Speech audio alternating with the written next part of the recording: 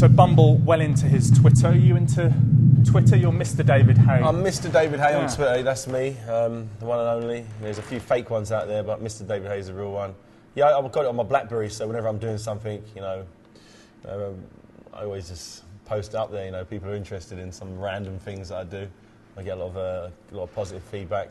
And I think it's a good way for your fans to sort of keep in touch with what's happening, where you're going to, how's training going, what I did in training. I'll keep people pretty updated on what's going on. It's strange that it's become such a big part of people's lives. Yeah, I didn't know what it was, a few months ago until I signed up and I've got like 15,000 followers. 15,000 people care what the hell I had for breakfast, or it's quite strange, but if the people out there willing to read it, I'll be writing it. David, let's get on to these viewers' questions. First of all, from Darren in Portsmouth. What do you make of the barking noise that Ricky Hatton makes when he's boxing and he's I've noticed, on the bag? Yeah, I've noticed that. It's different people do different things. I think it does a lot of martial. I remember doing martial arts as a kid, and they sort of call it ki, whatever it's called. Sort of exerting a lot of energy and chi or whatever it is. It works for Ricky Hatton. He's a great fighter. He's beat some great people out there. So if it ain't broke, don't fix it. That's what I say. Keep barking, Ricky. Keep barking. Quite. And he's on the way back. Yeah, I think he's got a lot left to give, and I'm expecting big things still. Next one, we'll do 3. James in London. What do you look for in a good ring card girl? Ring card girl, they've got to be in good shape off the bat. They've got to have a great personality, big smile, and they've got to have a great ass.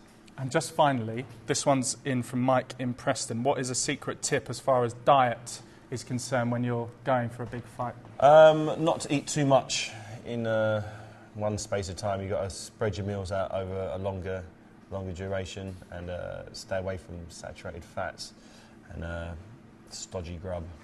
A lot of vegetables with most of your meals. We mentioned Ricky there. Yeah. You're not a ballooner, are you? Between fights, I do put on weight. Not as much as Ricky puts on, but I put on weight. I think you have to have downtime. And I think you've got to switch off. You've got to stop thinking about boxing. You have a drink. You have your rich foods.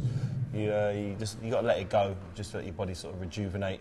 So when it comes time for training again, you're raring to go. Whereas if you train continuously throughout the year, staying in great shape, you'd get bored and you won't be able to hit those same peaks as you would do if you have a little downtime. Well, David, thanks very much for speaking to us. I'd like you just to finish off, if you may.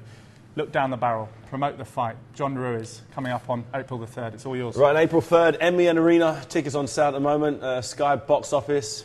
Be there or be nowhere. It's going to be a great fight. John Ruiz, 53 fights, only been stopped once. 2-time heavyweight champion. The Puerto Rican Americans coming over here to try to rip my title away from me on UK soil, and that's not going to happen. I'm going to go out there and do what the Haymaker does best, and that's knock someone out.